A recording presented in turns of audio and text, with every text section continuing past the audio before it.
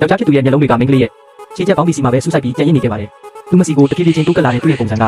တကယ်ကိုရွှေရှာစရာကောင်းလာတာပါမိန်းကလေးဟာအလုံးမင်းထိတ်လန့်သွားပြီးသူမရဲ့အိတ်စီကိုပဲတနက်မတ်ပြေးပါတော့တယ်သူမလုံးဝမသိခဲ့တာကတော့လမ်းထောက်ကကြောင်လေးဟာသူ့ရဲ့ပြစ်မှတ်အစ်ဖြစ်သွားခဲ့ပြီဆိုတာပါပဲ2မိနစ်ခန့်ကြာပြီးတဲ့နောက်မှာတော့အဲ့ဒီယောက်ျားဟာထူးဆန်းစွာနဲ့ပဲစိတ်လှုပ်ရှားတက်ကြွနေခဲ့ပါတယ်သူ့လက်ထဲကပလတ်စတစ်အိတ်ကြီးဟာလည်းရေပြင်ပေါ်ကိုရှော့ချလူမိပါတီဖြစ်သွားခဲ့တာပါနောက်တစ်နေ့မှာတော့မိန်းကလေးဟာတခုခုမားနေတာသိလို့ရဲစခန်းစီကိုချက်ချင်းဖုန်းခေါ်ပြီးတိုင်ကြားလိုက်ပါတယ်ကြောင်လေးဟာပျောက်ဆုံးသွားခဲ့ရပြီဖြစ်တဲ့အပြင်အနီးနားကအမိုက်ပုံစီကနေလည်းပုတ်စော်ရင်းပြင်းထန်စွာနံစော်နေလို့ပါရဲအရာရှိအန်နီကပလတ်စတစ်အိတ်ကိုဖွင့်ကြည့်လိုက်တဲ့အခါသူမရဲ့မျက်နှာဟာချက်ချင်းပဲတက်သွားခဲ့ရပါတယ်အိတ်တွင်းထဲမှာရှိနေတာကတော့ပျောက်ဆုံးနေတဲ့ကြောင်လေးဖြစ်ပြီးခန္ဓာကိုယ်တစ်ခုလုံးနဲ့သွေးတွေနဲ့ချင်းချင်းနေနေတာပါဒီဖြစ်ပေါ်တဲ့နေရာပတ်ပတ်လည်မှာတော့လုံခြုံရေးကင်မရာတွေလုံးဝရှိမနေခဲ့ပါဘူးခဏတာအတွင်းမှာတော့ရဲတပ်ဖွဲ့ဝင်တွေအနေနဲ့လေကနေစတင်ပြီးစုံစမ်းရမှမသိအောင်ဖြစ်ခဲ့ရပါတယ်အဲ့ဒီနောက်မှာအန်နီဟာပုံတွေအပြည့်ပြည့်ကျန်နေတဲ့ကားတစ်စီးကိုအမှတ်မထင်သတိထားမိသွားတာပါသူမဟာကားပါရှင်စီကိုဆက်သွယ်လိုက်ပြီးကားရဲ့တွာလာမှုမှတ်တမ်းတွေကိုတိတိကျကျစစ်ဆေးခဲ့ပါတယ်မကြခင်မှာပဲရဲတပ်ဖွဲ့ဝင်တွေဟာတန်တရားရှိသူ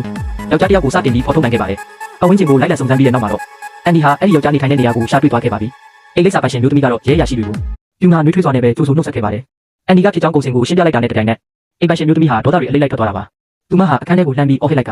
အဲ့ဒီယောက်ျားကိုအခုချက်ချင်းအပြင်ထွက်သွားဖို့နှင်ထုတ်ပါတော့တယ်နောက်တစ်စက္ကန့်မှာတော့အဲ့ဒီယောက်ျားဟာကြောက်စရာကောင်းတဲ့အပြုံးစုတစ်ခုကိုပြတ်တက်လိုက်ပြီးပုံစံချက်ချင်းပြောင်းကအပြစ်မဲ့တယ်လို့ဟန်ဆောင်ပါတယ်သူဟာဒီကြောင်လေးတိတ်ဆုံးမှုနဲ့ပတ်သက်ပြီးဘာမှမသိရှိကြောင်းညာဘက်နဲ့ညှင်းဆိုခဲ့တာပါအန်နီကတော့သူ့ရဲ့စကားတွေကိုလုံးဝမယုံကြည်ပဲစစ်ဆေးမင်းများကိုရဲစခန်းစီကိုချက်ချင်းဖမ်းဆီးခေါ်ဆောင်သွားပါတယ်နိုင်ပေါင်းများစွာကြာအောင်စစ်ဆေးမင်းများခဲ့ပေမဲ့လည်းရဲတပ်ဖွဲ့ဟာခိုင်လုံတဲ့တပ်တွေအထောက်အထားကိုရှာမတွေ့ခဲ့ပါဘူးနောက်ဆုံးမှာတော့သူတို့ဟာအဲ့ဒီယောက်ျားကိုအိမ်ပြန်ဖို့အတွက်လွှတ်ပေးလိုက်ရပါတော့တယ်သူတို့ဟာသွေးအေးလုံးနဲ့မိစ္ဆာကောင်တစ်ကောင်ကိုပြန်လွှတ်ပေးလိုက်ပြီဆိုတာလုံးဝမယဉ်မိခဲ့ကြပါဘူးအဲ့ဒီခိုက်တန်းကစပြီးအရာရာတိုင်းဟာပို့ပြီးတော့ထူးဆန်းစရာကောင်းတဲ့ဘက်ကိုဥတည်သွားပါတော့တယ်